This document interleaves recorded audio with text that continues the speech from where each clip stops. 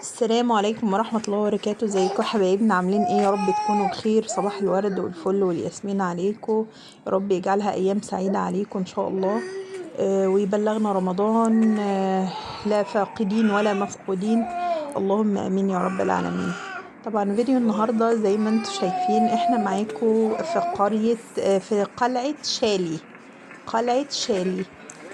شالي باللغة السوية أو الأمازيغية، تمام. معناها المدينة، تمام، أو البلدة. يعني اسم شالي ده معناه المدينة. المعلومات اللي أنا عرفتها عن القلعة دي إن هي تم إنشائها في أواخر القرن الحداشر، أوائل القرن الاتناشر، تمام. المعروف عن القلعة دي، تمام، ان هي تم انشائها لما كان في ناس بتدخل بقى ايه، يعني علشان خاطر تاخد من خيرات الواحة والكلام ده كله، فتم انشاء المدينة دي او القلعة دي، تمام. بابواب صغيرة جدا خارجية، بحيث ان هي ايه، لو جيوش او اي حاجة ما يقدرش يدخل منها الا فرد واحد فقط. فعلى ما يجي يدخل بقى، تمام، بصوا الباب صغير ازاي، يعني ما يعديش الا فرد واحد، يعني تمام. اللي هو ايه، يقدروا يدافعوا عن نفسهم او يحموا المدينة بتاعتهم. القلعة معمولة من الرمل المالح والحجارة، وكمان يعني السلالم اللي احنا شايفينها دي معمولة من جذوع النخل، تمام. يعني دي القلعة الوحيدة الفريدة الموجودة في الصحراء كلها، هي القلعة دي، قلعة شالي. من الحاجات الأثرية الجميلة جدا اللي موجودة في واحد سيوة، واللي بيجي برضي عليها إقبال كتير جدا. بيجي عليها إقبال كتير جدا من السياح، تمام. ودي اللوحة، بص، مكتوب عليها ترميم قلعة شالي. بصوا ما شاء الله القلعة، بصوا تحسوا ان هي ايه، بيوت صغيرة كده. يعني بصوا يعني هنشوف مع بعض كده القلعة عاملة ازاي. ما شاء الله. بصوا بقى كده زي ما انتم شايفين، بصوا هو طالع من فوق كده وبيفرجنا على المنظر. ربنا يجزيه كل خير طبعا. زوجي يعني ربنا يبارك له، هو اللي بيصور الفيديوهات دي وبيبعتها لي، لان هو مقيم هناك عشان شغله. فقال لي هفرجك على سيوة، وكمان فرجي المتابعين بتوعك على سيوة، وشوفي الجمال اللي احنا كلنا ما نعرفش عنه حاجة. الحاجات الجميلة اللي موجودة في بلدنا واحنا ما نعرفش عنها حاجة. بنلاقي حتى يعني في ناس كتير جدا اللي هي بتحب تروح سياحة، تلاقيها بتطلع برا مصر عشان تشوف، يعني تطلع سياحة. طب ما تخلينا بقى نشوف سياحة بلدنا، ونشوف كل اللي عندنا جوه في بلدنا. وبعد ما نشبع منه بقى كده ونعرفه ونتعرف عليه ونتعرف على تاريخ بلدنا في كل حتة، نرجع بقى ندور على الحاجات اللي بره. احنا ما بنقولش ما نطلعش سياحة بره، لا نطلع، بس الاولى ان احنا نشوف تاريخ بلدنا ونشوف الحاجات اللي موجودة عندنا في بلدنا. ونتعرف عليها ونعرف ولادنا على كل حاجة، تمام.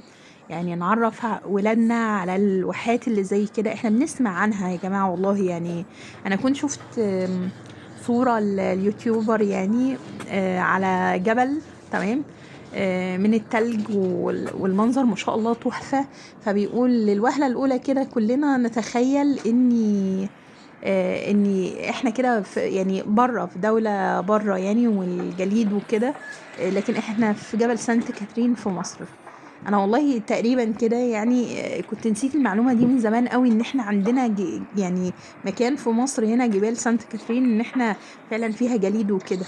فعلا نسيت الجزئية دي، كنا درسناه زمان واحنا صغيرين، بس فعلا نسيت ان احنا عندنا مكان جميل زي كده في مصر. فتخيلوا بقى احنا محتاجين ان احنا نتعرف على كل حتة في بلدنا، عايزين نتعرف على كل حاجة. بصوا بقى منظر القلعة من فوق، طبعا ربنا يبارك له، يعني طلع المسافة دي عمال يلف ويفرجنا ويطلع، يعني ما شاء الله. يعني يا رب بقى محتاجين تشجيع منكم كده، شجعوه علشان يروح لنا بقى يورينا جبل الموت ويورينا كمان المقبرة اللي هناك ويفرجنا على الحاجات الباقية كده، وجبال الملح وكهوف الملح. والله انا قلت له لا، روح الحاجات دي وفرجنا عليها، ان فعلا الواحد سمع عنها لكن يعني ما يعرفش شكلها ايه يعني. وبحيرات الملح برضه ما شاء الله سيوة فيها حاجات كتيرة جدا ما شاء الله. وعين كليوباترا، ويعني في اماكن كتير جدا في سيوة ما شاء الله تستحق ان احنا نتفرج عليها. بصوا هو كده طلع من فوق خالص، شايفين المنظر؟ شايفين منظر الواحة ما شاء الله من فوق؟ اللهم بارك. والله المنظر حلو جدا جدا فعلا يعني. بصوا كده المنظر حلو قوي من فوق، بيفرجنا عليه اهو. شايفين منظر بقى؟ دي كانت مدينة سبحان الله، يعني كانت بتحمي الواحة، وكانت بصوا يعني حاجة ما شاء الله يعني ما شاء الله.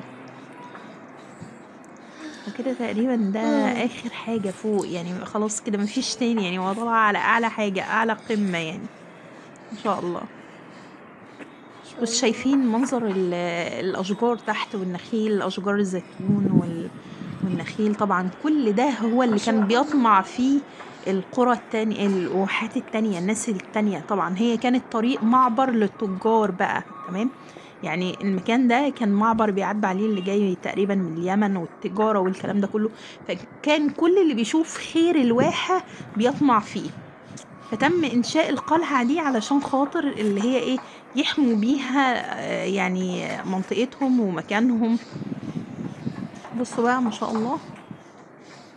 أتمنى بقى يكون فيديو النهاردة عجبكم، ويا رب ما تنسوش الاشتراك في القناة وتفعلوا الجرس عشان يوصلكم كل جديد، وبعتوا لايك وما تنسوش تشجعوه بقى بكومنت جميل منكم كده علشان خاطر يصور لنا أماكن تانية كتير كده اشتركوا في سيوة، واحد وبعتوا سيوة، لايك. ويتشجع كده ويروح لنا ويفرجنا يعني. اشتركوا في القناة وبعتوا لايك اشتركوا في القناة وفعلوا الجرس واعملوا لايك. يلا انا نفسي اروح المكان ده يا ماما، ممكن توديني ما هو ليه؟ بابا بيجرينا عشان احنا نروح يا روفي. ان شاء الله نبقى نروح له زيارة. ما شاء الله المكان حلو جدا ما شاء الله زي ما انتم شايفين. معلش سامحونا بقى الايام دي بنتأخر عليكم بالفيديوهات، سامحونا، بس والله هو بيحاول ان هو يعوض تأخيري معاكم انا في الفيديوهات. سامحونا والله، لان فعلا اقسم بالله من وقت الزلزال ومن وقت الاحداث اللي حصلت في سوريا وتركيا والله فعلا ما صورنا اي حاجه الا امبارح، بس اللي صورت فيديو لسه ما منتجتوش كمان. يعني فعليا والله انا ما صورتش اي حاجه، ما كانش عندي نفس. مش يعني هتقولوا مثلا مش بتاكلوا مش بتشربوا، لا بناكل وبنشرب، لكن مش بنفس الشكل ان احنا نعمل حاجات جديده، نعمل مش عارفه ايه، نبدع كده ونفرجكم على حاجه. بجد والله الواحد نفسه كانت مقفولة جدا بطريقة غير عادية.